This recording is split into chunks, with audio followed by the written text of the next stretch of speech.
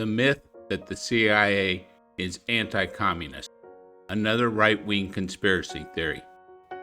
Why would a channel called Malay in English do a video on the CIA? Well, for one thing, the CIA has run covert operations in Argentina. One of those operations was called Condor, which resulted in at least 9,000 Argentinians being killed. The CIA exacerbated the political violence and contributed to the country's dirty war, which left over 30,000 people dead or disappeared. Naturally, the Wikipedia article is slanted, so it sounds like this was a right-wing operation to destroy leftist communists. The CIA, by the way, controls every controversial Wikipedia article and has done a great job of cultivating this image of the CIA as being a right-wing anti-communist organization. But you have to ask yourself, why would an organization devoted to anti-communism have picked as their leader John Brennan, who voted for the Communist Party candidate Gus Hall in 1976?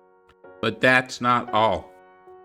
The OSS, which was the forerunner of the CIA, was created by FDR, the socialist president who created the New Deal.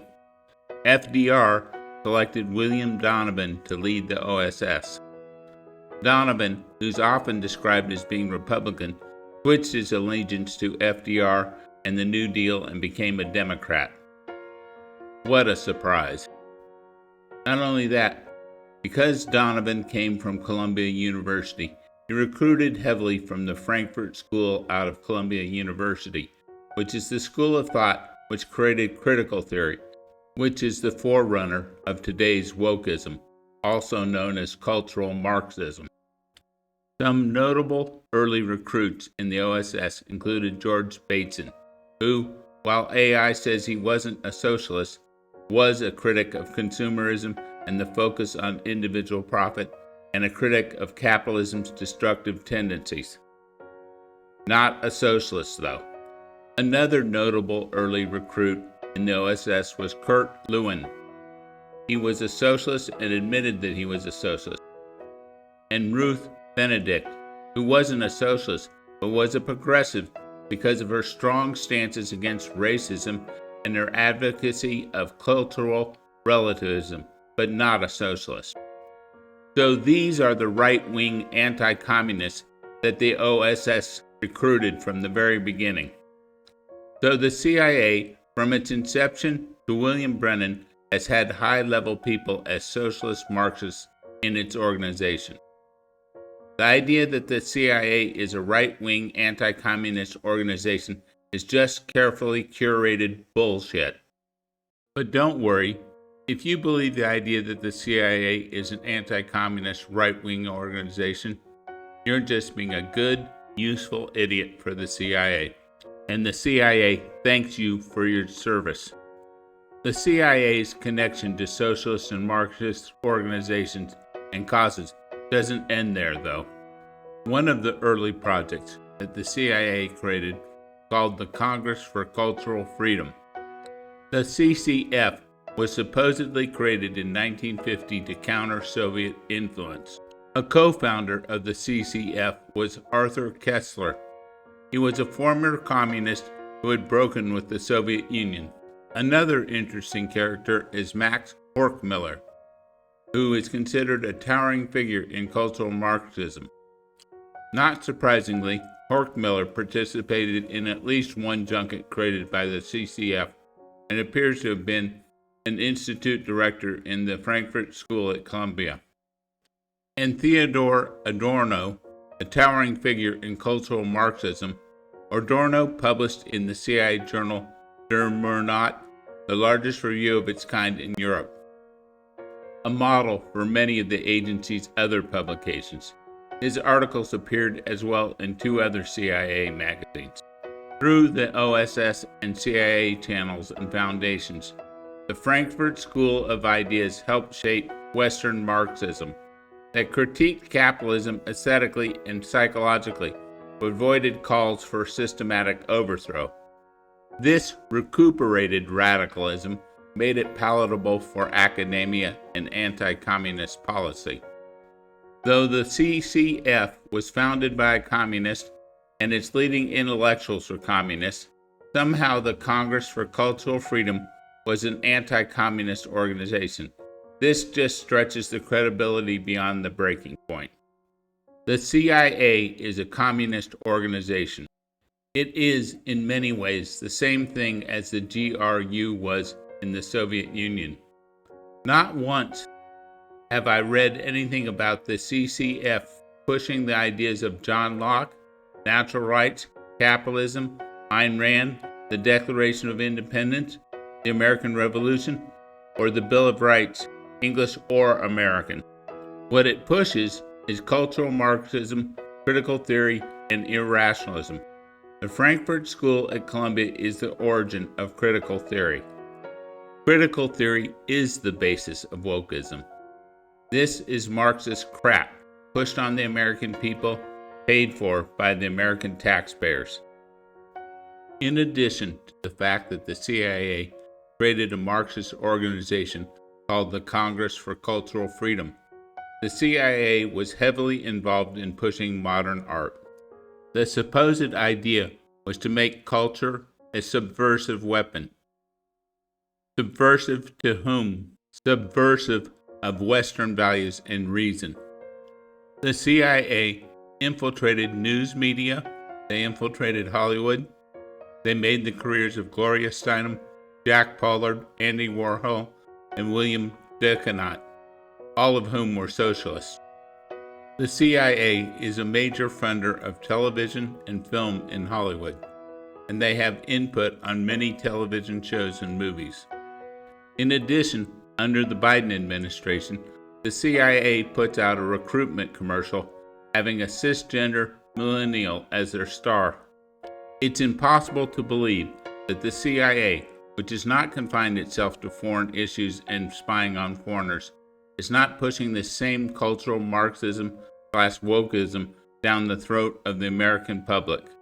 These people are all traitors and should be given a 21-gun salute.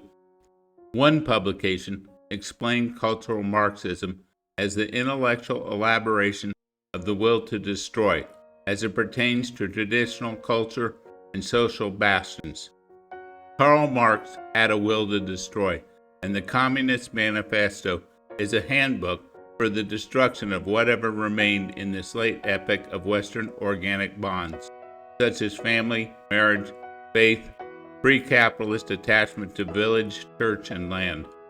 It's actually nice to know that none of these idiotic ideas survived on their own.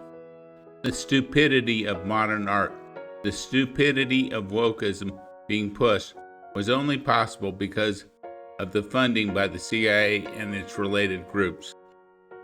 But not only has the CIA been pushing Marxism down American throats and the rest of the world's throats, but they've engaged in the most irrational, unscientific projects imaginable.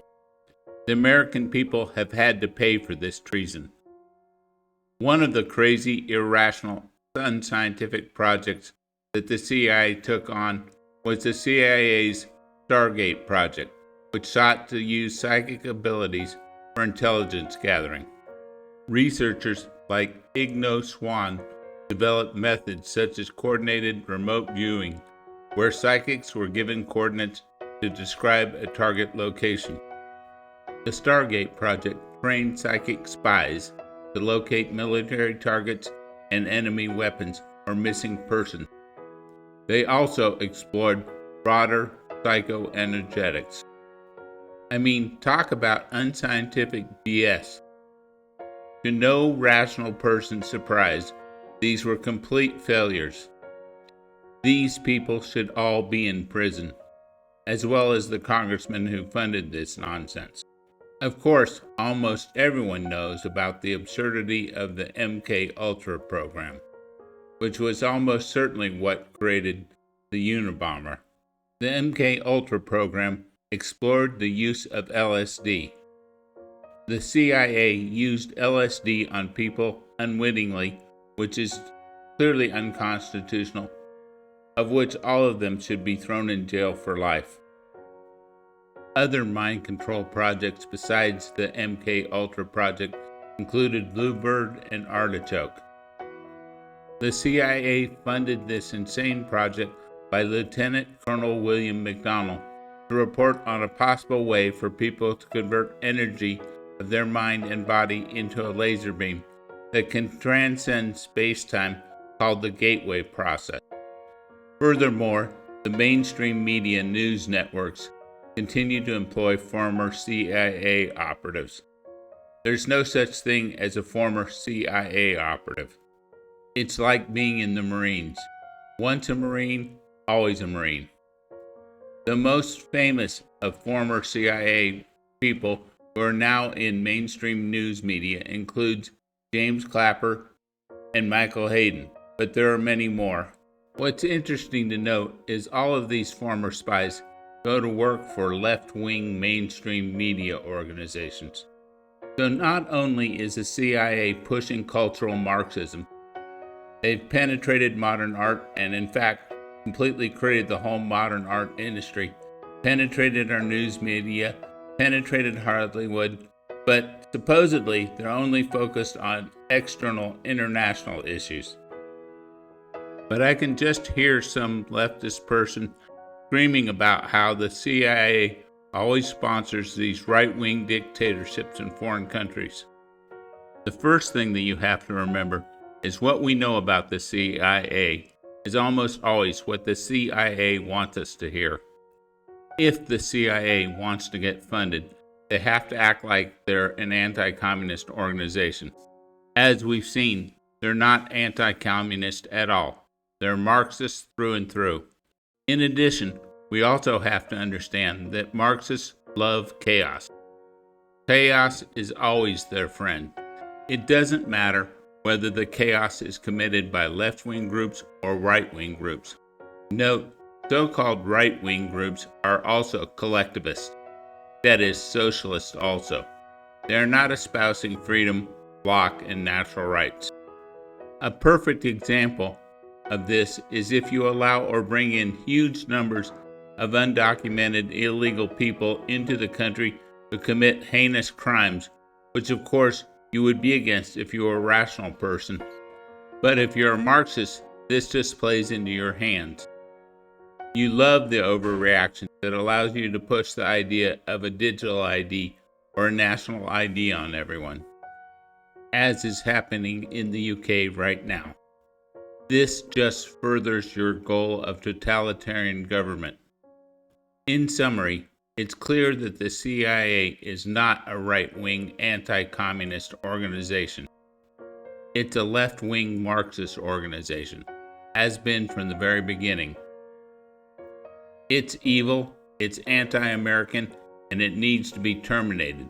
The idea that it can be reformed is just absurd.